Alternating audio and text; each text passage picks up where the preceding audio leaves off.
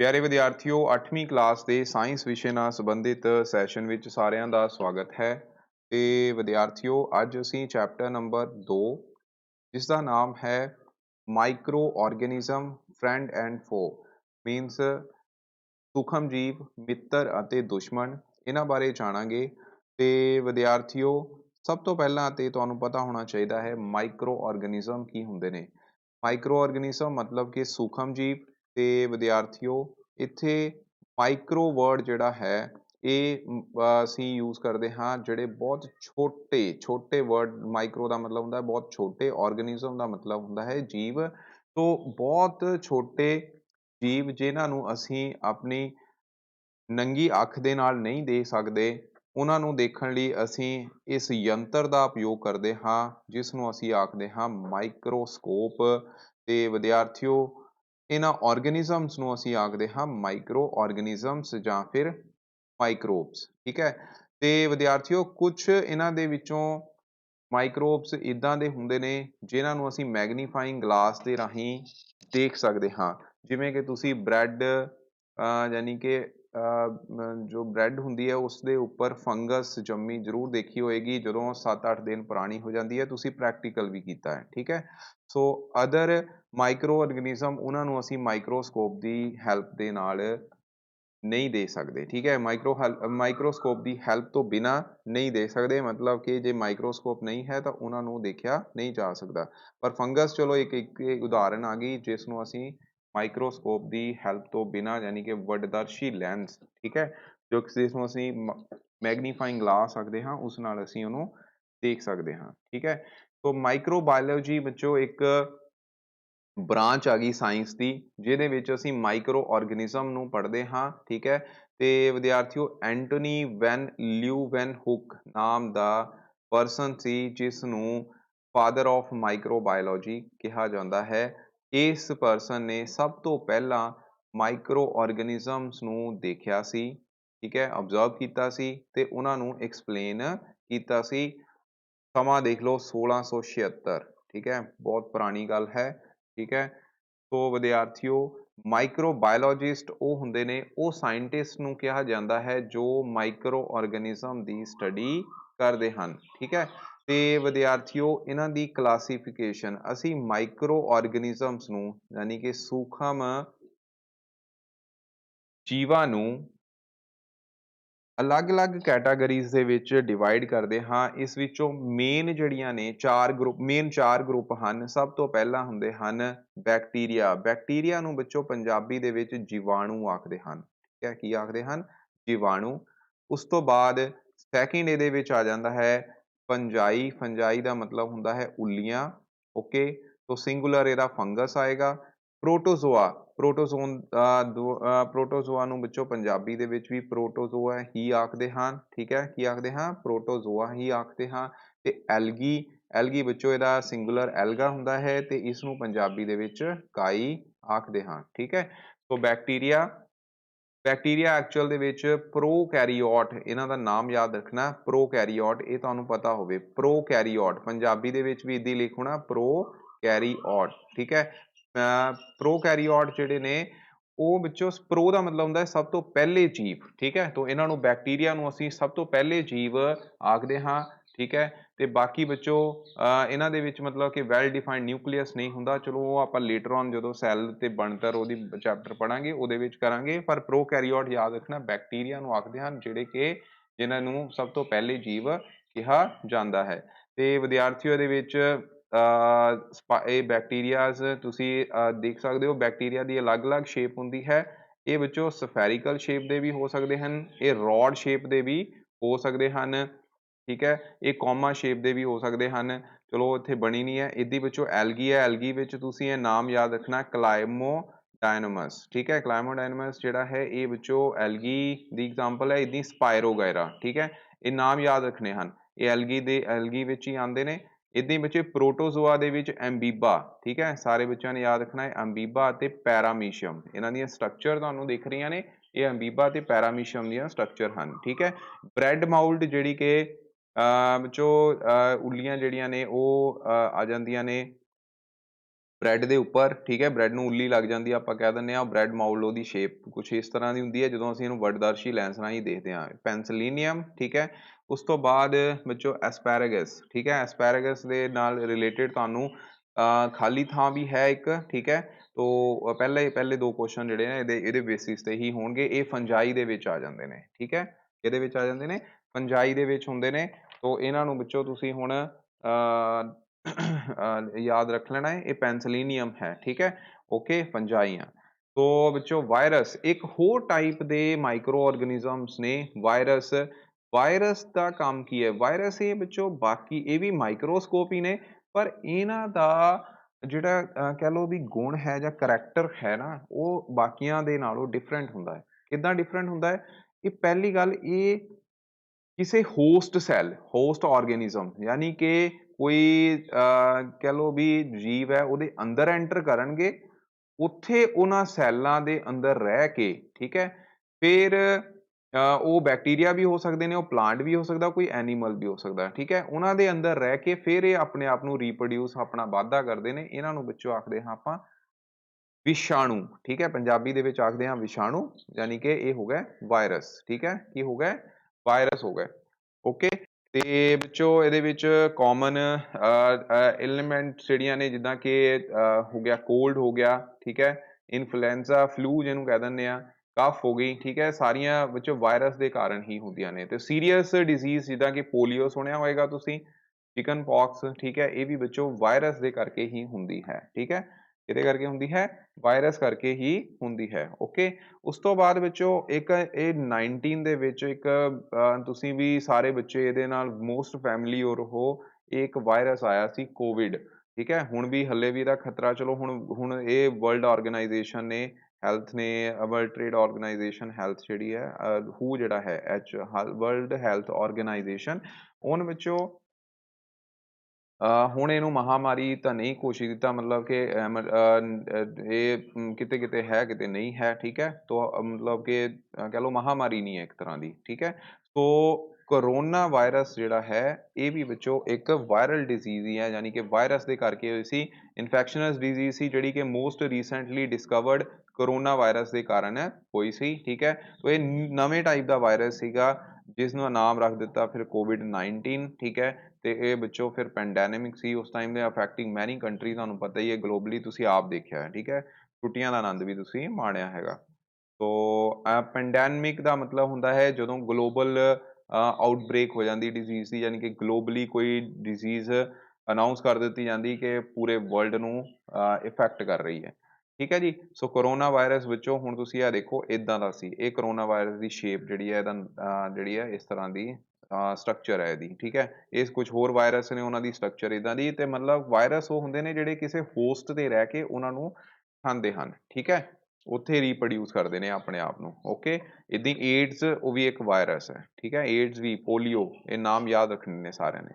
ਤੋ ਬੱਚੋ organism, micro organism ਰਹਿੰਦੇ ਕਿੱਥੇ ਹਨ, ਕਿੱਥੇ ਰਹਿੰਦੇ ਹਨ, ਇਹ ਬੜਾ ਇੰਪੋਰਟੈਂਟ ਕੁਐਸਚਨ ਹੈ, ਠੀਕ ਹੈ ਬੱਚੋ।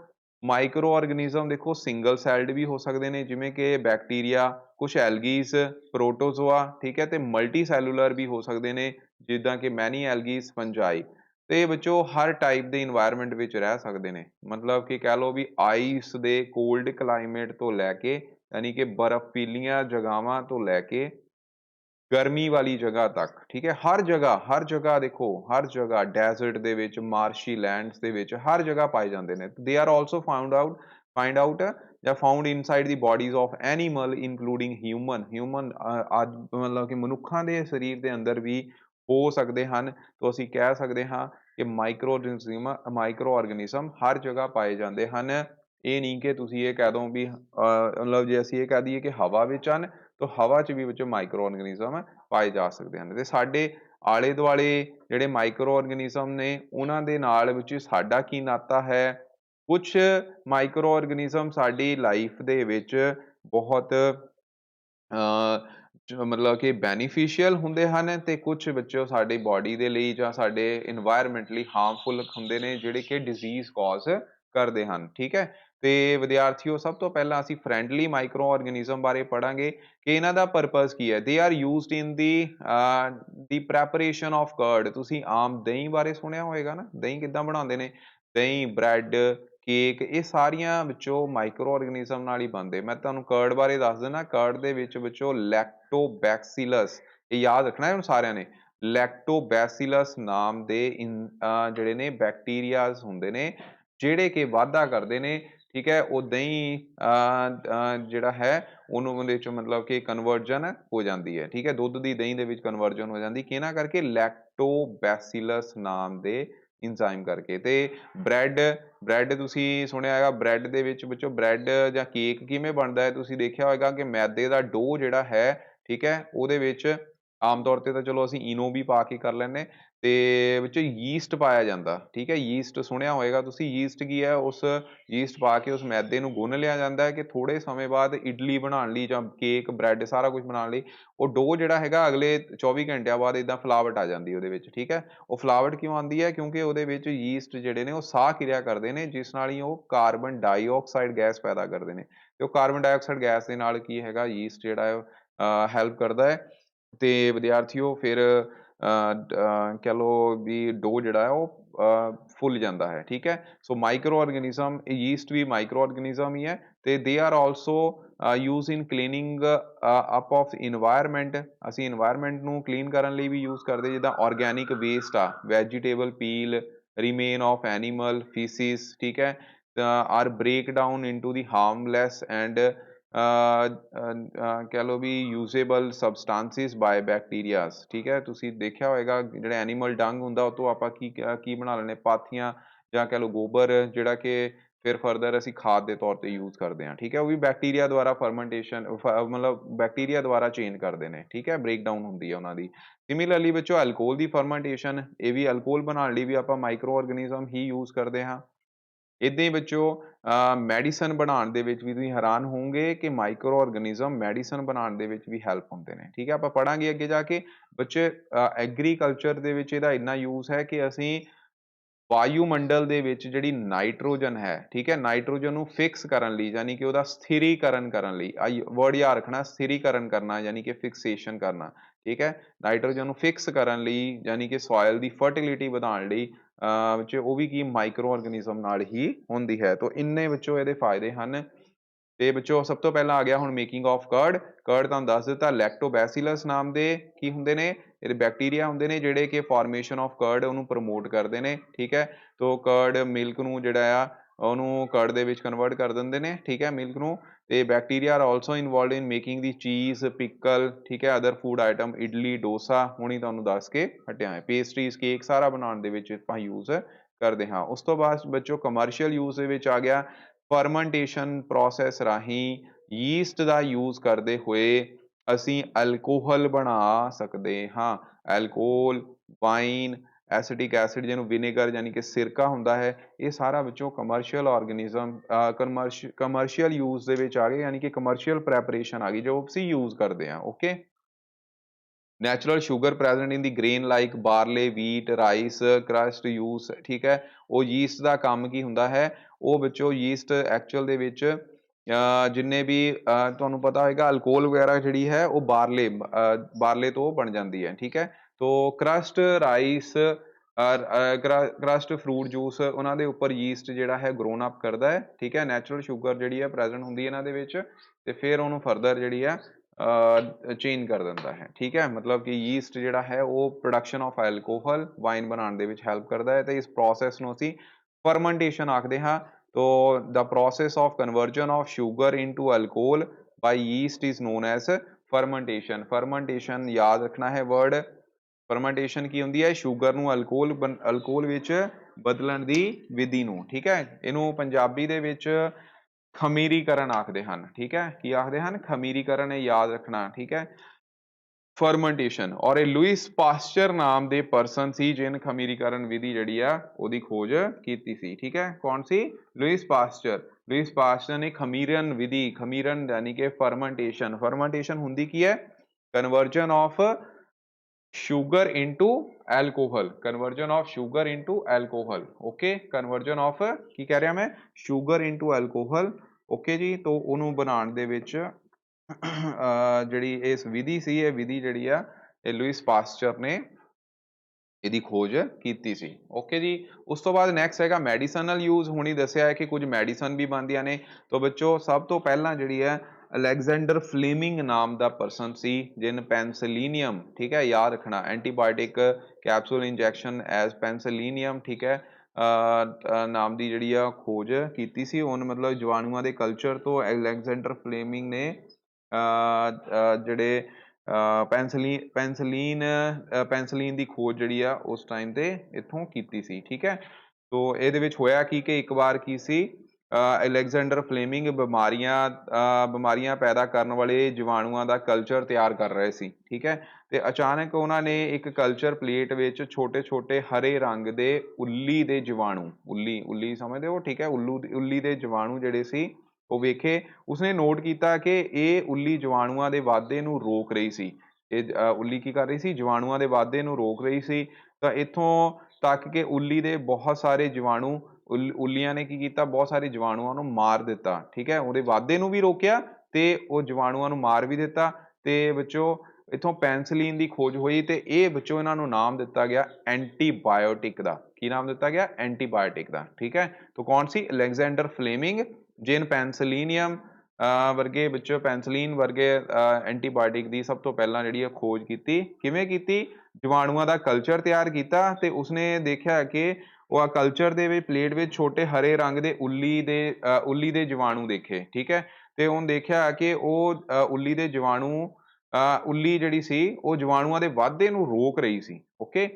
ਤੇ ਉਹਨਾਂ ਜੀਵਾਣੂਆਂ ਦੇ ਕੁਛ ਉੱਲੀ ਨੇ ਕੁਛ ਜੀਵਾਣੂਆਂ ਨੂੰ ਖਾ ਵੀ ਲਿਆ, ਮਾਰ ਵੀ ਦਿੱਤਾ ਯਾਨੀ ਕਿ, ਠੀਕ ਹੈ। ਤੇ ਉੱਥੋਂ ਫਿਰ ਪੈਨਸਿਲੀਨੀਅਮ ਨਾਮ ਦੇ ਐਂਟੀਬਾਇਓਟਿਕ ਕੀ ਹੁੰਦੇ ਨੇ, ਐਂਟੀਬਾਇਓਟਿਕ ਯਾਨੀ ਕਿ ਕਹਿ ਲਓ ਪ੍ਰਤੀ ਜੈਵਿਕ, ਠੀਕ ਹੈ, ਇਹਨੂੰ ਪੰਜਾਬੀ ਦੇ ਵਿੱਚ ਆਪਾਂ ਪ੍ਰਤੀ ਜੈਵਿਕ ਦਵਾਈਆਂ ਆਖਦੇ ਹਾਂ। ਪ੍ਰਤੀ ਜੈਵਿਕ ਦਵਾਈਆਂ ਜਿਹੜੀਆਂ ਨੇ ਐਂਟੀਬਾਇਓਟਿਕ ਦਾ ਨਾਮ ਦਿੱਤਾ ਗਿਆ। ਤੇ ਐਂਟੀਬਾਇਓਟਿਕ ਦਾ ਕੰਮ ਕੀ ਹੁੰਦਾ ਹੈ, ਜੋ ਮਾਈਕਰੋਬਸ ਨੇ ਜਿਨ੍ਹਾਂ ਦੇ ਕਰਕੇ, ਠੀਕ ਹੈ, ਜਿਨ੍ਹਾਂ ਦੇ ਕਰਕੇ ਮਾਈਕਰੋਬਸ ਜਿਹੜੇ ਨੇ ਜਿਨ੍ਹਾਂ ਦੇ ਕਰਕੇ ਸਾਡੀ ਬੋਡੀ ਨੂੰ ਕੋਈ ਨੁਕਸਾਨ ਹੋ ਰਿਹਾ ਹੈ, ਠੀਕ ਹੈ, ਉਹਨਾਂ ਦੀ ਗਰੋਥ ਨੂੰ ਰੋਕਣਾ, ਠੀਕ ਹੈ, ਜਾਂ ਫਿਰ ਉਹਨਾਂ ਨੂੰ ਮਾਰ ਦੇਣਾ। ਤੇ ਉਹਨਾਂ ਨੂੰ ਅਸੀਂ ਕੀ ਕਹਿੰਦੇ, ਮਾਈਕਰੋ ਆਰਗੇਨਿਜ਼ਮ ਐਂਟੀਬਾਇਓਟਿਕ ਆਖਦੇ ਹਾਂ, ਠੀਕ ਹੈ। ਤਾਂ ਐਂਟੀਬਾਇਓਟਿਕ ਪ੍ਰਤੀ ਜੈਵਿਕ ਦਵਾਈਆਂ ਕੀ ਹੁੰਦੀਆਂ ਨੇ, ਜੋ ਕਿ ਬਿਮਾਰੀ ਫੈਲਾਉਣ ਵਾਲੇ, ਠੀਕ ਹੈ, ਬਿਮਾਰੀ ਫੈਲਾਉਣ ਵਾਲੇ ਮਾਈਕਰੋ ਆਰਗੇਨਿਜ਼ਮ ਯਾਨੀ ਕਿ ਸੂਖਮ ਜੀਵਾਂ ਦੇ ਵਾਧੇ ਨੂੰ ਰੋਕਦੇ ਹਨ ਜਾਂ ਫਿਰ ਉਹਨਾਂ ਨੂੰ ਮਾਰ ਦਿੰਦੇ ਹਨ, ਓਕੇ। ਇਹਨਾਂ ਨੂੰ ਅਸੀਂ ਪ੍ਰਤੀ ਜੈਵਿਕ ਦਵਾਈਆਂ ਕਹਿੰਦੇ ਹਨ। ਤੇ ਬੱਚੋ ਬਹੁਤ ਸਾਰੀਆਂ, ਹੁਣ ਤਾਂ ਬਹੁਤ ਸਾਰੀਆਂ ਦਵਾਈਆਂ ਜਿਹੜੀਆਂ, ਇਹ ਤਾਂ ਪੈਨਸਿਲੀਨ ਤਾਂ ਮੈਂ ਪਹਿਲੀ ਦੱਸ ਦਿੱਤੀ ਨਾ, ਐਕਚੁਅਲ ਦੇ ਵਿੱਚ ਇਹ ਮੈਂ ਤੁਹਾਨੂੰ ਦੱਸਦਾ 1929 ਦੀ ਗੱਲ ਹੈ, ਠੀਕ ਹੈ, 1929 ਵਿੱਚ ਪੈਨਸਿਲੀਨ। ਹੁਣ ਤਾਂ ਬੱਚੋ ਬਹੁਤ ਸਾਰੀਆਂ ਪੈਨਸਿਲੀਨ ਮਤਲਬ ਐਂਟੀਬਾਇਓਟਿਕ ਜਿਹੜੇ ਨੇ ਉਹ ਆ ਗਏ ਨੇ। ਉਹਦੇ ਵਿੱਚ ਸਟ੍ਰੈਪਟੋਮਾਈਸਿਨ, ਟੈਟਰਾਸਾਈਕਲਿਨ, ਐਰੀਥੋਮਾਈਸਿਨ, ਇਹ ਯਾਦ ਰੱਖਣੇ ਤੁਸੀਂ, ਠੀਕ ਹੈ। ਜਿਹਦੇ ਪਿੱਛੇ ਆ ਸਿਨ ਵਰਡ ਲੱਗ ਜਾਂਦਾ ਹੈ ਨਾ, ਸਿਨ, ਇਹ ਸਾਰੇ ਐਂਟੀਬਾਇਓਟਿਕ ਹੁੰਦੇ ਨੇ, ਓਕੇ। ਅਮੋਕਸਿਸਿਲਿਨ ਜਿਹੜਾ ਹੈ ਬੜਾ ਹੀ ਫੇਮਸ ਐਂਟੀਬਾਇਓਟਿਕ ਹੈ, ਜੋ ਕਿ ਬੱਚੋ ਜ਼ਿਆਦਾਤਰ ਬੁਖਾਰ ਦੇ ਵਿੱਚ ਕਹਿ ਲਓ ਜਾਂ ਜ਼ੁਕਾਮ ਨਜ਼ਲਾ ਹੋਇਆ ਹੁੰਦਾ ਹੈ ਉਹਦੇ ਵਿੱਚ ਦਿੰਦੇ ਨੇ, ਠੀਕ ਹੈ। ਇਹਦੀ ਐਰੀਥੋਮਾਈਸਿਨ ਜਿਹੜਾ ਹੈ ਇਹ ਜ਼ਿਆਦਾਤਰ ਗਲੇ ਦੇ ਵਿੱਚ ਖਰਾਸ਼ ਹੋਵੇ, ਗਲਾ ਦੁਖਦਾ ਹੋਵੇ, ਜ਼ੁਕਾਮ ਹੋਵੇ, ਉਦੋਂ ਬੱਚੇ ਦਿੰਦੇ, ਖਾਂਸੀ ਵਗੈਰਾ ਦੇ ਟਾਈਮ ਤੇ, ਠੀਕ ਹੈ। ਐਰੀਥੋਮਾਈਸਿਨ, ਇਹਦੀ ਸਟ੍ਰੈਪਟੋਮਾਈਸਿਨ ਹੈ, ਟੈਟਰਾਸਾਈਕਲਿਨ ਹੈ, ਸਾਰੇ ਐਂਟੀਬਾਇਓਟਿਕ ਨੇ, ਪ੍ਰਤੀ ਜੈਵਿਕ ਦਵਾਈਆਂ ਨੇ। ਪਰ ਇਹ ਪ੍ਰਤੀ ਜੈਵਿਕ ਦਵਾਈਆਂ ਬੱਚਿਓ ਇੱਕ ਗੱਲ ਯਾਦ ਰੱਖਣੀ ਹੈ, ਇਹ ਦਵਾਈਆਂ ਡਾਕਟਰ ਦੀ ਐਡਵਾਈਜ਼ਰੀ ਤੋਂ ਬਿਨਾਂ ਨਹੀਂ ਲੈਣੀਆਂ ਚਾਹੀਦੀਆਂ। ਮਤਲਬ ਕਿ ਡਾਕਟਰ ਹੀ ਤੁਹਾਨੂੰ ਚੰਗੀ ਤਰ੍ਹਾਂ ਚੈੱਕ ਕਰਕੇ ਫੇਰ ਦਿੰਦਾ ਹੈ, ਠੀਕ ਹੈ। ਤੇ ਅਦਰਵਾਈਜ਼ ਇਹਨਾਂ ਦੇ ਨੁਕਸਾਨ ਵੀ ਹੁੰਦੇ ਨੇ। ਤਾਂ ਮੈਡੀਸਨ ਜਿਹੜੀ ਮਾਈਕਰੋ ਆਰਗੇਨਿਜ਼ਮ ਦੀ ਗਰੋਥ ਨੂੰ ਰੋਕਦੀ ਹੈ ਜਾਂ ਉਹਨਾਂ ਨੂੰ ਮਾਰ ਦਿੰਦੀ ਹੈ, ਉਹਨਾਂ ਨੂੰ ਅਸੀਂ ਪ੍ਰਤੀ ਜੈਵਿਕ ਦਵਾਈਆਂ ਯਾਨੀ ਕਿ ਐਂਟੀਬਾਇਓਟਿਕ ਆਖਦੇ ਹਾਂ। ਤਾਂ ਪ੍ਰੀਕਾਸ਼ਨ ਇਹੀ ਹੈ ਕਿ ਇਹਨਾਂ ਨੂੰ ਲੈਣ ਤੋਂ ਪਹਿਲਾਂ ਡਾਕਟਰ ਦੀ ਐਡਵਾਈਜ਼ਰੀ ਜ਼ਰੂਰੀ ਹੈ, ਠੀਕ ਹੈ। ਕੁਆਲੀਫਾਈਡ ਡਾਕਟਰ ਤੋਂ ਐਂਟੀਬਾਇਓਟਿਕ ਜਿਹੜੇ ਆ ਲੈਣੇ ਚਾਹੀਦੇ ਨੇ। ਐਵੇਂ ਨਹੀਂ ਮੈਡੀਕਲ ਸਟੋਰ ਤੇ ਜਾ ਕੇ ਆਹ ਐਂਟੀਬਾਇਓਟਿਕ ਦੇ ਦਿਓ, ਇਹ ਦੇ ਦਿਓ, ਠੀਕ ਹੈ, ਇੱਦਾਂ ਨਹੀਂ ਖਾ ਲੈਣੇ। ਤੋ ਅਗਰ ਤੁਹਾਨੂੰ ਪ੍ਰੋਪਰ ਨੌਲੇਜ ਹੈ ਘਰ ਦੇ ਵਿੱਚ ਫਿਰ ਹੀ ਲੈਣੇ ਚਾਹੀਦੇ ਨੇ, ਡੋਜ਼ ਦੇ ਮੁਤਾਬਕ ਲੈਣੇ ਚਾਹੀਦੇ ਨੇ, ਠੀਕ ਹੈ। ਐਂਟੀਬਾਇਓਟਿਕ ਯੂਜ਼ਲੀ ਇਹਨੂੰ ਬੈਕਟੀਰੀਆ ਨੂੰ ਟਾਰਗੇਟ ਕਰਦੇ ਨੇ। ਤੋ bacterial disease are treated by the, ਜਿੰਨੀਆਂ ਵੀ ਬੈਕਟੀਰੀਅਲ ਡਿਜ਼ੀਜ਼ ਨੇ ਉਹ ਸਾਰੀਆਂ ਐਂਟੀਬਾਇਓਟਿਕ ਦੇ ਦੁਆਰਾ ਹੀ ਟ੍ਰੀਟ ਕੀਤੀਆਂ ਜਾਂਦੀਆਂ ਨੇ। ਜਿਹੜੀ ਬੈਕਟੀਰੀਅਲ ਡਿਜ਼ੀਜ਼ ਹੋ ਜਾਂਦੀ ਹੈ, ਠੀਕ ਹੈ, ਬੈਕਟੀਰੀਅਲ, ਓਕੇ। ਜਿਹੜੀ ਵਾਇਰਲ ਡਿਜ਼ੀਜ਼ ਹੈ ਉਹਨਾਂ ਲਈ ਫਿਰ ਐਂਟੀਬਾਇਓਟਿਕ ਘੱਟ ਕੰਮ ਕਰਦੇ ਨੇ, ਠੀਕ ਹੈ, ਕਈਆਂ 'ਚ ਕਰ ਜਾਂਦੇ, ਕਿਸੇ 'ਚ ਘੱਟ ਹੀ ਕਰਦੇ, ਵੈਸੇ ਬੈਕਟੀਰੀਆ ਦੀ ਗਰੋਥ ਨੂੰ ਰੋਕਦੇ ਨੇ। ਸੋ ਨਾਟ ਅਫੈਕਟਡ ਅਗੇਂਸਟ, ਜਿੱਦਾਂ ਹੈਲੋ ਦੇਖੋ cold, flu, these are called by the virus। ਇੱਥੇ ਲਿਖਿਆ ਹੋਇਆ ਕਿ ਵਾਇਰਸ ਜਿਹੜਾ ਹੈ, ਵਾਇਰਸ ਦੀ ਨਾਲ ਜਿਹੜੀ ਡਿਜ਼ੀਜ਼ਿਸ ਹੁੰਦੀਆਂ ਨੇ, ਜਿੱਦਾਂ ਕੋਲਡ ਹੋ ਗਿਆ, ਫਲੂ ਹੋ ਗਿਆ, ਇਹ ਇਹਨਾਂ ਦੇ ਲਈ ਜ਼ਿਆਦਾ ਇਫੈਕਟਿਵ ਨਹੀਂ ਹੁੰਦੇ, ਠੀਕ ਹੈ, ਓਕੇ। ਤੋਂ ਉਸ ਤੋਂ ਬਾਅਦ ਵੈਕਸੀਨ, ਵੈਕਸੀਨ ਕੀ ਹੁੰਦੀ ਹੈ? ਟੀਕਾ। ਤੇ ਵੈਕਸੀਨੇਸ਼ਨ ਦਾ ਮਤਲਬ ਹੁੰਦਾ ਹੈ ਟੀਕਾਕਰਨ, ਠੀਕ ਹੈ। ਤੇ ਤੁਸੀਂ ਬੱਚੋ ਤੁਹਾਨੂੰ ਪਤਾ ਹੋਏਗਾ ਛੋਟੇ ਉਮਰ ਦੇ ਵਿੱਚ ਤੁਹਾਨੂੰ ਸਭ ਤੋਂ ਪਹਿਲਾਂ ਤੇ ਪੋਲੀਓ ਦੇ ਡ੍ਰੌਪ ਲਾਏ ਗਏ, ਠੀਕ ਹੈ। ਉਸ ਤੋਂ ਬਾਅਦ ਹੋਰ ਟੀਕੇ ਲੱਗੇ ਹੋਣਗੇ ਤੁਹਾਡੇ ਬਾਂਹ ਦੇ ਉੱਪਰ, ਖੱਬੇ ਪਾਸੇ ਜਿਹੜਾ ਇੱਕ ਬੱਚੋ ਗੋਲ ਨਿਸ਼ਾਨ ਵੀ ਹੋਏਗਾ, ਉਹ ਨਿਸ਼ਾਨ ਜਿਹੜਾ ਹੈ ਉਹ ਟੀਕੇ ਦਾ ਹੀ ਹੁੰਦਾ ਹੈ, ਠੀਕ ਹੈ, ਹਰ ਬੱਚੇ ਦੇ ਹੁੰਦਾ ਹੈ। ਹੌਲੀ ਹੌਲੀ ਜਿੱਦਾਂ ਏਜ ਵੱਧਦੀ ਉਹ ਵੱਧਦਾ ਜਾਂਦਾ ਹੈ, ਉਹ ਟੀਕਾ ਜਿਹੜਾ ਹੈ ਉਹ ਜੰਮਦੇ ਬੱਚੇ ਦੇ ਲਗਾਇਆ ਜਾਂਦਾ ਹੈ, ਓਕੇ। ਤੇ ਵੈਕਸੀਨੇਸ਼ਨ ਕਿਉਂ ਲਗਾਈ ਜਾਂਦੀ ਹੈ? ਤਾਂ ਕਿ ਸਾਡੀ ਬੋਡੀ ਦੇ ਵਿੱਚ ਐਂਟੀਬੋਡੀਜ਼ ਪੈਦਾ ਹੋ ਸਕਣ, ਠੀਕ ਹੈ, ਜੋ ਕਿ ਐਂਟੀਬੋਡੀਜ਼ ਉਹ ਪੈਦਾ ਹੋਣ ਜਿਹੜੀਆਂ ਕਿ ਜੇਕਰ ਸਾਡੇ ਵਿੱਚ ਉਹ ਸਾਡੀ ਬੋਡੀ ਦੇ ਅੰਦਰ ਉਹ ਸਬਸਟੈਂਸਿਸ ਜਿਹੜੇ ਕਿ ਜਾਂ ਮਾਈਕਰੋਬਸ ਜਿਹੜੇ ਕਿ ਉਹ ਡਿਜ਼ੀਜ਼ ਨੂੰ ਕੌਜ਼ ਕਰਦੇ ਨੇ ਉਹਨਾਂ ਨੂੰ ਰੋਕ ਸਕਣ, ਠੀਕ ਹੈ। ਤਾਂ ਹਰ ਡਿਜ਼ੀਜ਼ ਲਈ ਅਲੱਗ-ਅਲੱਗ ਟੀਕਾ ਬਣਿਆ ਹੈ। ਜਿਵੇਂ ਕਿ ਹੁਣ ਮੈਂ ਇੱਕ ਸਿੰਪਲ ਜੀ ਗੱਲ ਦੱਸਾਂ, ਪੋਲੀਓ, ਪੋਲੀਓ ਦੇ ਡ੍ਰੌਪ ਤੁਸੀਂ ਪੀਤੇ ਨੇ, ਠੀਕ ਹੈ, 5 ਸਾਲ ਤੋਂ ਪਹਿਲਾਂ ਪਹਿਲਾਂ ਹਰ ਬੱਚੇ ਨੂੰ ਪਿਲਾਉਂਦੇ ਨੇ। ਤੋ ਉਹ ਪੋਲੀਓ ਡ੍ਰੌਪਸ ਕੀ ਹੈ? ਉਹ ਪੋਲੀਓ ਵਾਇਰਸ ਹੈ, ਉਹਨੂੰ ਰੋਕਥਾਮ ਲਈ ਇਹ ਯੂਜ਼ ਕਰਦੇ ਹਾਂ, ਓਕੇ। ਇਹਦੇ ਵਿੱਚੋਂ Kalra, tuberculosis, small pox, hepatitis, ਇਹ ਵੈਕਸੀਨੇਸ਼ਨ ਦੇ ਨਾਲ ਹੀ ਆਪਾਂ ਟ੍ਰੀਟ ਕਰਦੇ ਹਾਂ। ਬੱਚੇ ਐਡਵਰਡ ਜ਼ੈਨਰ ਨਾਮ ਦੇ ਪਰਸਨ ਨੇ ਸਭ ਤੋਂ ਪਹਿਲਾਂ ਸਮੌਲ ਪੌਕਸ ਲਈ, ਠੀਕ ਹੈ, ਜਿਹੜਾ 1798 ਦੇ ਵਿੱਚ ਬੱਚੋ ਕੀ ਹੈ ਵੈਕਸੀਨ ਤਿਆਰ ਕੀਤੀ ਸੀ, ਠੀਕ ਹੈ। ਸਮੌਲ ਪੌਕਸ ਜਿੱਦਾਂ ਕਿ ਚੇਚਕ ਵਗੈਰਾ, ਠੀਕ ਹੈ। ਤਾਂ ਐਡਵਰਡ ਜ਼ੀਨਰ ਜਿਹੜਾ ਆ ਉਹਨੂੰ ਆਪਾਂ ਫਾਦਰ ਆਫ ਇਮੋਲੋਜੀ ਕਹਿੰਦੇ ਆ, ਫਾਦਰ ਆਫ ਇਮੋਲੋਜੀ। ਇਹ ਕੁਐਸਚਨ ਬੱਚੋ ਤੁਹਾਨੂੰ ਪਤਾ ਹੋਣ, ਠੀਕ ਹੈ, ਇਹਨੂੰ ਨੋਟ ਕਰ ਲੈਣਾ। ਤਾਂ ਵੈਕਸੀਨ ਇੱਕ ਦਵਾਈ ਹੋ ਗਈ, ਬਾਇਓਲੋਜੀਕਲ ਪ੍ਰੈਪਰੇਸ਼ਨ ਹੈ ਜਿਹੜੀ ਕਿ active required immunity that provide the active immunity provide ਕਰਦੀ ਹੈ to the particular infection diseases, ਠੀਕ ਹੈ। ਸੋ ਨੈਕਸਟ ਬੱਚੋ ਇਹਦੇ ਵਿੱਚ ਆ ਗਿਆ polio drops are given to the children are actually ਇਹ ਵੈਕਸੀਨ, ਉਹ ਵੀ ਵੈਕਸੀਨ ਹੈ। ਤਾਂ ਵੈਕਸੀਨੇਸ਼ਨ ਕੀ ਪ੍ਰੋਸੈਸ ਹੋ ਗਈ, ਟੀਕਾਕਰਨ ਹੋ ਗਿਆ। ਇਹਦੇ ਨਾਲ ਬੱਚੋ ਇੱਦਾਂ ਹੀ ਬੱਚੋ ਮਾਈਕਰੋਬਸ ਜਿਹੜੇ ਨੇ ਉਹ ਫਰਟੀਲਿਟੀ, ਸੋਇਲ ਦੀ ਫਰਟੀਲਿਟੀ ਵਧਾਉਣ ਲਈ ਵੀ ਯੂਜ਼ ਕਰਦੇ ਨੇ, ਠੀਕ ਹੈ। ਤੋ ਜਿਵੇਂ ਕਿ ਮੈਂ ਦੱਸਿਆ ਸੀ ਕਿ ਨਾਈਟ੍ਰੋਜਨ, ਵਾਯੂਮੰਡਲੀ ਨਾਈਟ੍ਰੋਜਨ ਨੂੰ ਫਿਕਸ ਕਰਦੇ ਨੇ, ਤੇ ਇਹਦੇ ਵਿੱਚ ਬੱਚੋ ਇਸ ਪ੍ਰੋਸੈਸ ਨੂੰ ਆਪਾਂ ਬਾਇਓਲੋਜੀਕਲ ਨਾਈਟ੍ਰੋਜਨ ਫਿਕਸੇਸ਼ਨ ਕਹਿੰਦੇ ਹਾਂ। ਇਹਨੂੰ ਕਰਨ ਲਈ ਬੱਚੋ ਮੈਂ ਤੁਹਾਨੂੰ ਐਗਜ਼ਾਮਪਲ ਦੇ ਦਿੰਦਾ ਇੱਕ, ਕਿ ਫਲੀਦਾਰ ਪੌਦੇ ਯਾਨੀ ਕਿ ਪੀ ਪਲਾਂਟ ਜਿਹੜੇ ਹੁੰਦੇ ਨੇ, ਠੀਕ ਹੈ, ਉਹਨਾਂ ਦੀਆਂ ਜੜ੍ਹਾਂ ਯਾਨੀ ਕਿ ਜੜ੍ਹਾਂ ਦੀਆਂ ਗੰਢਾਂ, ਠੀਕ ਹੈ, ਗੰਢਾਂ ਦੇ ਵਿੱਚ ਯਾਨੀ ਕਿ ਲਿਊਗਿਮਨਸ ਪਲਾਂਟ ਜਿਹੜੇ ਨੇ ਉਹਨਾਂ ਦੀਆਂ ਜੜ੍ਹਾਂ ਦੀਆਂ ਗੰਢਾਂ ਦੇ ਵਿੱਚ ਬੈਕਟੀਰੀਆ ਰਾਈਜ਼ੋਬੀਅਮ, ਇਹ ਨਾਮ ਯਾਦ ਰੱਖਣਾ ਹੈ, ਰਾਈਜ਼ੋਬੀਅਮ ਨਾਮ ਦੇ ਬੈਕਟੀਰੀਆਜ਼ ਪ੍ਰੈਜ਼ੈਂਟ ਹੁੰਦੇ ਨੇ ਜਿਹੜੇ ਕਿ ਵਾਯੂਮੰਡਲੀ ਨਾਈਟ੍ਰੋਜਨ ਨੂੰ ਫਿਕਸ ਕਰਦੇ ਹਨ, ਓਕੇ। ਤੋ ਇਹ ਬੱਚੋ ਦੇਖੋ ਬਲੂ ਗ੍ਰੀਨ ਐਲਗੀ ਹੋ ਗਿਆ, ਠੀਕ ਹੈ, ਜਾਂ ਤੁਹਾਨੂੰ ਦੱਸ ਦਿੱਤੇ ਫਲੀਦਾਰ ਪੌਦਿਆਂ ਦੀਆਂ ਜੜ੍ਹਾਂ ਦੇ ਅੰਦਰ ਜਿਹੜੇ ਰਾਈਜ਼ੋਬੀਅਮ ਨਾਮ ਦੇ ਬੈਕਟੀਰੀਆਜ਼ ਨੇ ਉਹ ਵਾਯੂਮੰਡਲੀ ਨਾਈਟ੍ਰੋਜਨ ਨੂੰ ਫਿਕਸ ਕਰਦੇ ਹਨ, ਓਕੇ। ਤੇ ਕਲੀਨਿੰਗ ਦੀ ਇਨਵਾਇਰਨਮੈਂਟ, ਠੀਕ ਹੈ, ਉਹਦੇ ਵਿੱਚ ਵੀ ਯੂਜ਼ ਕਰਦੇ ਨੇ, ਪਰ ਕੁਝ ਹਾਰਮਫੁਲ ਬੈਕਟੀਰੀਆਜ਼ ਵੀ ਨੇ ਜਿਹੜੇ ਕਿ ਡਿਜ਼ੀਜ਼ ਕੌਜ਼ਿੰਗ ਹੁੰਦੇ ਨੇ, ਓਕੇ। ਤੇ ਜਿਨ੍ਹਾਂ ਨੂੰ ਅਸੀਂ ਕੀ ਕਹਿ ਦਿੰਦੇ ਹਾਂ? ਪੈਥੋਜਨ ਕਹਿ ਦਿੰਦੇ ਹਾਂ। ਜਿਹੜੇ ਡਿਜ਼ੀਜ਼ ਕੌਜ਼ਿੰਗ ਆਰਗੇਨਿਜ਼ਮ ਹੁੰਦੇ ਨੇ ਉਹਨਾਂ ਨੂੰ ਡਿਜ਼ੀਜ਼ ਕੌਜ਼ਿੰਗ ਮਾਈਕਰੋ ਆਰਗੇਨਿਜ਼ਮ ਹੁੰਦੇ ਨੇ, ਉਹਨਾਂ ਨੂੰ ਅਸੀਂ ਪੈਥੋਜਨ ਆਖਦੇ ਹਾਂ, ਓਕੇ। ਕੀ ਆਖਦੇ ਹਾਂ? ਪੈਥੋਜਨ। ਤੇ ਇਹ ਬੱਚੋ ਸਪੋਇਲ ਫੂਡ, ਕਲੋਥਿੰਗ, ਲੈਦਰ, ਸਾਰਿਆਂ ਦੇ ਵਿੱਚ ਮਤਲਬ ਸਮ ਆਰਗੇਨਿਜ਼ਮ ਸਪੋਇਲ ਦੀ ਫੂਡ, ਠੀਕ ਹੈ, ਫੂਡ ਨੂੰ ਖਰਾਬ ਕਰਦੇ ਨੇ, ਕੁਝ ਕਲੋਥ ਨੂੰ, ਕੱਪੜਿਆਂ ਨੂੰ ਖਰਾਬ ਕਰਦੇ ਨੇ, ਕੁਝ ਲੈਦਰ ਨੂੰ ਵੀ। ਤਾਂ ਲੈਦਰ ਵੀ ਜਿਹੜੀ ਹੈ ਮਾਈਕਰੋਬਸ ਨਾਲ ਯਾਨੀ ਕਿ ਸੂਖਮ ਜੀਵਾਂ ਤੇ ਨਾਲ ਅਟੈਕ ਹੋ ਜਾਂਦੀ ਹੈ, ਇਹ ਯਾਦ ਰੱਖਣਾ। ਪੈਥੋਜਨ ਕੀ ਹੋ ਗਿਆ? ਇੱਕ ਆਰਗੇਨਿਜ਼ਮ ਹੈ ਦੈਟ ਕਾਜ਼ ਦੀ ਡਿਜ਼ੀਜ਼, ਜਿਹੜੀ ਕਿ ਡਿਜ਼ੀਜ਼ ਕਾਜ਼ ਕਰਦੇ ਨੇ। ਤਾਂ ਡਿਜ਼ੀਜ਼ ਕਾਜ਼ਿੰਗ ਆਰਗੇਨਿਜ਼ਮ ਇਨ ਹਿਊਮਨ। ਪੈਥੋਜਨ ਜਿਹੜੇ ਨੇ ਸਾਡੀ ਬੋਡੀ ਦੇ ਵਿੱਚ ਐਂਟਰ ਕਰਦੇ ਨੇ ਜਦੋਂ ਅਸੀਂ ਸਾਹ ਲੈਂਦੇ ਹਾਂ, ਪਾਣੀ ਪੀਂਦੇ ਹਾਂ, ਠੀਕ ਹੈ, ਖਾਣਾ ਖਾਂਦੇ ਹਾਂ, ਤੇ ਉਹਦੇ ਨਾਲ ਵਿੱਚੋਂ ਜਿਹੜੇ ਪੈਥੋਜਨ ਨੇ ਉਹ ਸਾਡੀ ਬੋਡੀ ਦੇ ਵਿੱਚ ਚਲੇ ਜਾਂਦੇ ਨੇ। ਇੱਦਾਂ ਹੀ ਬੱਚੋ ਡਾਇਰੈਕਟ ਕੰਟੈਕਟ ਨਾਲ ਵੀ ਇਹ ਟਰਾਂਸਮਿਟ ਕਰ ਜਾਂਦੇ ਨੇ। ਜੇ ਕੋਈ ਬੰਦਾ ਬਿਮਾਰ ਹੈ ਉਹਦੇ ਕੰਟੈਕਟ ਵਿੱਚ ਅਸੀਂ ਆ ਜਾਈਏ, ਜਾਂ ਕੋਈ ਐਨੀਮਲ ਹੈ ਜਿਹੜਾ ਕਿ ਉਹ ਡਿਜ਼ੀਜ਼ ਕਾਜ਼ ਕਰ ਰਿਹਾ ਹੈ, ਅਸੀਂ ਉਹਨੂੰ ਟੱਚ ਕਰ ਦਈਏ ਤੇ ਅਸੀਂ ਫਿਰ ਉਹ ਤੋਂ ਵੀ ਬਿਮਾਰ ਹੋ ਸਕਦੇ ਹਾਂ, ਠੀਕ ਹੈ। ਤਾਂ ਇਹਨਾਂ ਨੂੰ ਕਹਿੰਦੇ ਨੇ ਬੱਚੋ ਕਮਿਊਨੀਕੇਬਲ ਡਿਜ਼ੀਜ਼। ਲਾਗ ਦੇ ਰੋਗ, ਪੰਜਾਬੀ ਚ ਇਹਨੂੰ ਲਾਗ ਦੇ ਰੋਗ ਕਹਿੰਦੇ ਨੇ। ਕਮਿਊਨੀਕੇਬਲ ਡਿਜ਼ੀਜ਼ ਉਹ ਹੁੰਦੀਆਂ ਨੇ ਜਿਹੜੀਆਂ ਕਿ ਇੱਕ ਹੈਲਦੀ ਪਰਸਨ ਨੂੰ ਇੱਕ ਅਨਹੈਲਦੀ ਪਰਸਨ ਤੋਂ ਹੋ ਜਾਂਦੀਆਂ ਨੇ, ਠੀਕ ਹੈ। ਹੈਲਦੀ ਪਰਸਨ ਨੂੰ, ਜਿੱਦਾਂ ਕਿ ਮੰਨ ਲਓ ਕਾਮਨ ਕੋਲਡ ਹੀ ਹੈ, ਸਾਰਿਆਂ ਨੇ ਸੁਣਿਆ ਹੋਗਾ ਕਾਮਨ ਕੋਲਡ, ਇੱਕ ਬੰਦੇ ਨੂੰ ਜ਼ੁਕਾਮ ਹੋਇਆ ਹੋਵੇ ਉਹਦੇ ਨੇੜੇ ਨਹੀਂ ਜਾਂਦਾ ਕੋਈ ਵੀ।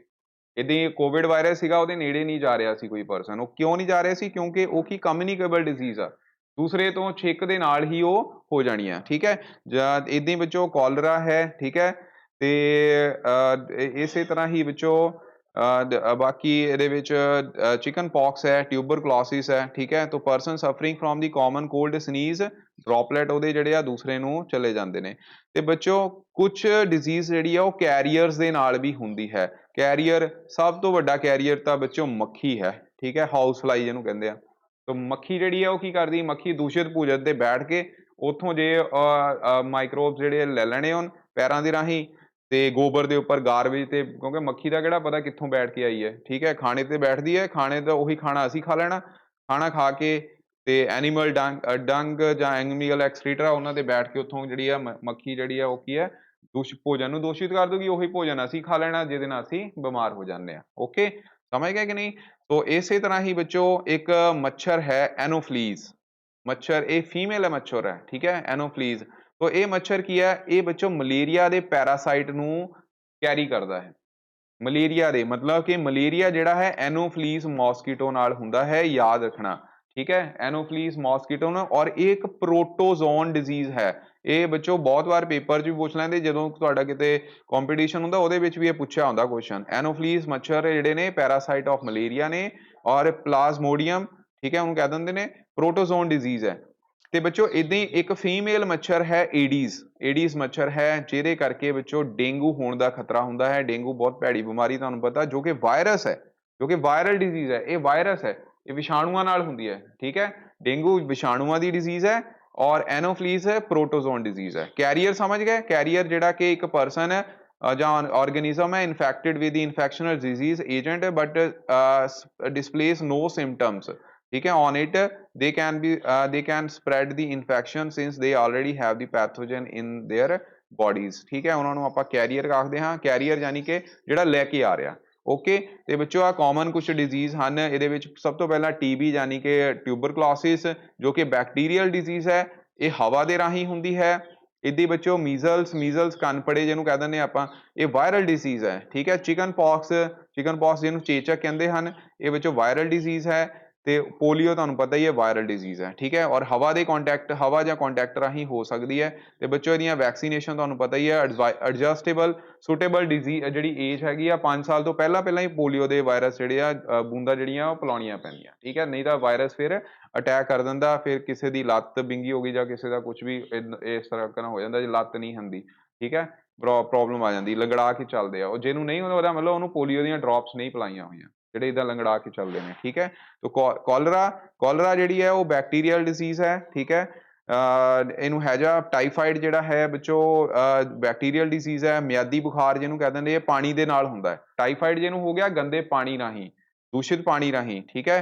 ਕਾਲਰਾ ਹੈਜਾ ਵੀ ਦੂਸ਼ਿਤ ਪਾਣੀ ਰਾਹੀਂ ਹੁੰਦਾ ਹੈ। ਤੋ ਡਰਿੰਕਿੰਗ ਵਾਟਰ ਜਿਹੜਾ ਹੈ ਉਹ ਪ੍ਰੋਪਰ ਹੋਣਾ ਚਾਹੀਦਾ। ਵੈਕਸੀਨੇਸ਼ਨ ਇਹਦਾ ਜਿਹੜਾ ਆ ਉਹ ਪ੍ਰੀਵੈਂਸ਼ਨ ਹੈ, ਠੀਕ ਹੈ। ਉਸ ਤੋਂ ਬਾਅਦ ਵਿੱਚੋਂ ਹੈਪੇਟਾਈਟਸ B, ਠੀਕ ਹੈ। ਹੈਪੇਟਾਈਟਸ A ਇੱਕ ਵਾਇਰਲ ਡਿਜ਼ੀਜ਼ ਹੈ, ਇਹ ਵੀ ਪਾਣੀ ਰਾਹੀਂ ਹੁੰਦੀ ਹੈ। ਤੇ ਇਹਦੇ ਲਈ ਵਿੱਚੋਂ ਬੋਇਲਡ ਵਾਟਰ ਜਿਹੜਾ ਪੀਣਾ ਚਾਹੀਦਾ, ਤੇ ਵੈਕਸੀਨੇਸ਼ਨ ਜਿਹੜੀ ਹੈ ਕਰਵਾਉਣੀ, ਯਾਨੀ ਕਿ ਟੀਕਾ ਲਗਵਾ ਕੇ ਰੱਖਣਾ ਪੈਂਦਾ, ਪਹਿਲੀ ਲੱਗ ਜਾਂਦਾ ਛੋਟੇ ਬੱਚਿਆਂ ਦੇ। ਮਲੇਰੀਆ ਪ੍ਰੋਟੋਜ਼ੋਨ ਦੱਸ ਹੀ ਦਿੱਤਾ ਹੈ। ਤਾਂ ਮੱਛਰ ਦੇ ਕੱਟਣ ਆਈ, ਕਿਹੜਾ ਮੱਛਰ ਸੀ? ਇਹਦੇ ਵਿੱਚ ਮੱਛਰ ਸੀ ਐਨਾਫਲੀਜ਼, ਠੀਕ ਹੈ। ਏਡੀਜ਼ ਮੱਛਰ ਨਾਲ ਵਾਇਰਲ ਡਿਜ਼ੀਜ਼ ਹੁੰਦੀ ਹੈ, ਜੋ ਕਿ ਹੁੰਦਾ ਡੇਂਗੂ, ਠੀਕ ਹੈ, ਏਡੀਜ਼ ਮੱਛਰ ਨਾਲ। ਤਾਂ ਐਨਾਫਲੀਜ਼ ਮੋਸਕੀਟੋ ਜਿਹੜਾ ਨਹੀਂ ਪ੍ਰੋਟੋਜ਼ੋਨ ਡਿਜ਼ੀਜ਼ ਹੈ, ਮਲੇਰੀਆ ਕੌਜ਼ਿੰਗ, ਓਕੇ। ਤੋ ਇਹਦੇ ਲਈ ਬੱਚੋ ਤੁਹਾਨੂੰ ਪਤਾ ਹੀ ਹੈ ਆਪਾਂ ਸਪਰੇਅ ਵਗੈਰਾ ਕਰਦੇ ਹਾਂ। ਤਾਂ ਡਿਜ਼ੀਜ਼ ਕੌਜ਼ਿੰਗ ਮਾਈਕਰੋ ਆਰਗੈਨਿਜ਼ਮ ਇਨ ਐਨੀਮਲ ਦੇ ਵਿੱਚ ਵੀ ਬੱਚੋ ਡਿਜ਼ੀਜ਼ ਹੋ ਜਾਂਦੀ ਹੈ, ਠੀਕ ਹੈ। ਰੋਬਰਟ ਕੋਚ ਇੱਕ ਪਰਸਨ ਸੀ ਜਿਹਨ ਬੈਕਟੀਰੀਅਮ ਬੈਸਿਲਸ ਐਂਥਰੇਸਿਸ, ਠੀਕ ਹੈ, ਦੇ ਨਾਲ ਐਂਥ੍ਰਿਕਸ ਨਾਮ ਦੀ ਡਿਜ਼ੀਜ਼ ਜਿਹੜੀ ਹੈ ਉਹ ਬੱਚੋ ਆਮ ਤੌਰ ਤੇ ਪਸ਼ੂਆਂ ਨੂੰ ਹੋ ਜਾਂਦੀ ਹੈ। ਐਂਥ੍ਰੈਕਸ ਇੱਕ ਬਹੁਤ ਡੇਂਜਰਸ ਡਿਜ਼ੀਜ਼ ਹੈ, ਠੀਕ ਹੈ। Dangerous human and cattle disease, human ਨੂੰ ਵੀ ਹੈ ਔਰ ਕੈਟਲ ਯਾਨੀ ਕਿ ਪਸ਼ੂਆਂ ਨੂੰ, ਜਿਹੜੇ ਪਸ਼ੂ ਹੁੰਦੇ ਨੇ, ਠੀਕ ਹੈ, ਉਹਨਾਂ ਨੂੰ ਹੋ ਜਾਂਦੀ ਬੈਕਟੀਰੀਆ। ਔਰ ਫੁੱਟ ਤੇ mouth disease of cattle is caused by the virus.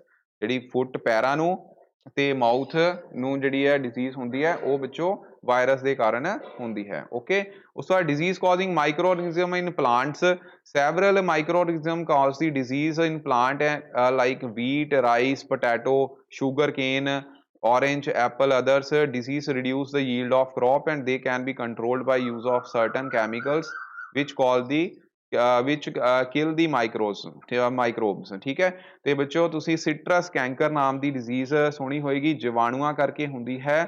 ਠੀਕ ਹੈ, ਇਹ ਬੱਚਿਓ ਤੁਹਾਡੀ ਜਿਹੜੀ ਆ ਏਅਰ ਮਤਲਬ ਮੋਡ ਆਫ ਟਰਾਂਸਮਿਸ਼ਨ ਹੁੰਦਾ ਇਹਦੀ ਬੱਚਿਓ। ਕਹਿ ਲਓ ਕਣਕ ਨੂੰ ਘੁੰਗੀ ਲੱਗ ਜਾਂਦੀ ਹੈ, ਜਿਹਨੂੰ ਅਸੀਂ ਰਸਟ ਆਫ ਵੀਟ ਕਹਿੰਦੇ ਹਾਂ। ਕਣਕ ਨੂੰ ਘੁੰਗੀ ਲੱਗਣਾ, ਪਿੱਛੇ ਕਣਕ ਸੀਗੀ ਉਹਨੂੰ ਬੱਚਿਓ ਬਚਾਉਣ ਲਈ ਉੱਲੀ ਹੁੰਦੀ ਇੱਕ ਤਰ੍ਹਾਂ ਦੀ। ਠੀਕ ਹੈ, ਹਵਾ ਜਾਂ ਸੀਡ ਰਾਹੀਂ ਜਿਹੜੇ ਬੀਜ ਹੁੰਦੇ ਆ ਉਹਨਾਂ ਰਾਹੀਂ ਉਹ ਪੈਦਾ ਹੋ ਜਾਂਦੀ ਹੈ। ਠੀਕ ਹੈ, ਇਹਦੇ ਵਿੱਚੋਂ ਯੈਲੋ ਵੀਨ ਮੌਸਕ ਆਫ ਭਿੰਡੀ ਓਕਰਾ। ਠੀਕ ਹੈ, ਇਹ ਭਿੰਡੀ ਦਾ ਯੈਲੋ ਵੇਨ ਮੌਸਕ ਰੋਗ ਹੁੰਦਾ ਹੈ। ਠੀਕ ਹੈ, ਜੋ ਕਿ ਵਾਇਰਸ ਡਿਜ਼ੀਜ਼ ਹੈ ਔਰ ਇਨਸੈਕਟ ਦੇ ਕਾਰਨ ਹੁੰਦੀ ਹੈ। ਠੀਕ ਹੈ, ਤਾਂ ਲਾਸਟ ਵਿੱਚ ਹੈਗਾ ਬੱਚੋ ਫੂਡ ਪੋਇਜ਼ਨਿੰਗ। ਫੂਡ ਪੋਇਜ਼ਨਿੰਗ ਤੁਹਾਨੂੰ ਪਤਾ ਹੀ ਹੈ ਕਿ food presence of large number of micro organism ਕਰਕੇ ਹੋ ਜਾਂਦੀ, ਜਿਵੇਂ ਕਿ ਖਾਣਾ ਜਿਹੜਾ ਉਹ ਖਰਾਬ ਹੋ ਜਾਂਦਾ। ਠੀਕ ਹੈ, ਤੇ ਉਹਦੇ ਨਾਲ ਵਿੱਚੋਂ ਫਿਰ ਸਾਨੂੰ ਫੂਡ ਪਾਇਆ ਸੀ ਉਹ ਖਰਾਬ ਖਾਣਾ ਖਾ ਕੇ ਟੌਕਸਿਸਿਟੀ ਸਾਡੀ ਬੋਡੀ 'ਚ ਪੈਦਾ ਹੋ ਜਾਂਦੀ ਹੈ, ਤੇ ਜਿਹਦੇ ਨਾਲ ਕਹਿ ਲਓ ਅਸੀਂ ਉਹਨੂੰ ਕਹਿ ਦਿੰਦੇ ਕਿ ਫੂਡ ਪੋਇਜ਼ਨਿੰਗ ਹੋ ਗਈ। ਤਾਂ ਮੇਜਰ ਸਿੰਪਟਮ ਜਿਹੜੇ ਨੇ ਕੀ ਹੁੰਦੇ ਫੂਡ ਪੋਇਜ਼ਨਿੰਗ ਦੇ, ਸਾਨੂੰ ਵੋਮਿਟਿੰਗ ਆਉਣ ਲੱਗ ਪੈਂਦੀ ਹੈ, ਡਾਇਰੀਆ ਹੋ ਜਾਂਦਾ ਹੈ, ਐਬਡੋਮਨ ਦੇ ਵਿੱਚ ਪੇਨ ਹੁੰਦੀ ਹੈ, ਢਿੱਡ ਦੇ ਵਿੱਚ ਪੀੜ ਹੋਣੀ ਸ਼ੁਰੂ ਹੋ ਜਾਂਦੀ ਹੈ, ਹੈਡੇਕ ਹੋਣੀ ਸ਼ੁਰੂ ਹੋ ਜਾਂਦੀ, ਫੀਵਰ ਹੋਣਾ ਸ਼ੁਰੂ ਹੋ ਜਾਂਦਾ।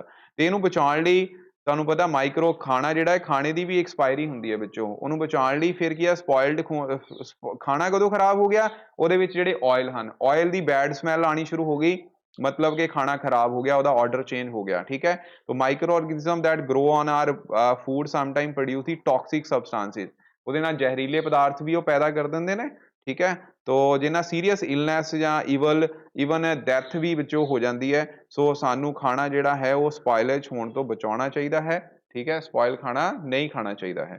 ਤੋ ਕੈਮੀਕਲ ਮੈਥਡ ਪ੍ਰੀਵੈਂਸ਼ਨ ਕੀ ਹੈ ਤੁਹਾਨੂੰ ਪਤਾ ਹੋਏਗਾ, ਇਹ ਯਾਦ ਰੱਖਣਾ ਹੈ। ਕਾਮਨ ਸਾਲਟ ਜਿਹੜਾ ਕਾਮਨ ਸਾਲਟ ਹੈ ਜਨਰਲੀ ਆਪਾਂ ਯੂਜ਼ ਕਰਦੇ ਹਾਂ ਆਮਲਾ, ਰੋ ਮੈਂਗੋ, ਟੈਮਰਿੰਡ, ਇਹਨਾਂ ਨੂੰ ਪ੍ਰੀਜ਼ਰਵ ਕਰਨ ਲਈ। ਠੀਕ ਹੈ, ਤੁਹਾਨੂੰ ਪਤਾ ਹੋਏਗਾ ਅਚਾਰ ਵਗੈਰਾ ਪਾਉਂਦੇ ਆ ਤੇ ਵਿੱਚ ਨਮਕ ਤੇ ਲੂਣ ਜ਼ਰੂਰ, ਨਮਕ ਤੇ ਸੌਰੀ ਤੇਲ ਜ਼ਰੂਰ ਪਾਉਂਦੇ ਹਨ, ਤਾਂ ਉਹ ਦੋਨੋਂ ਕੀ ਆ ਪ੍ਰੀਜ਼ਰਵੇਟਿਵ ਨੇ।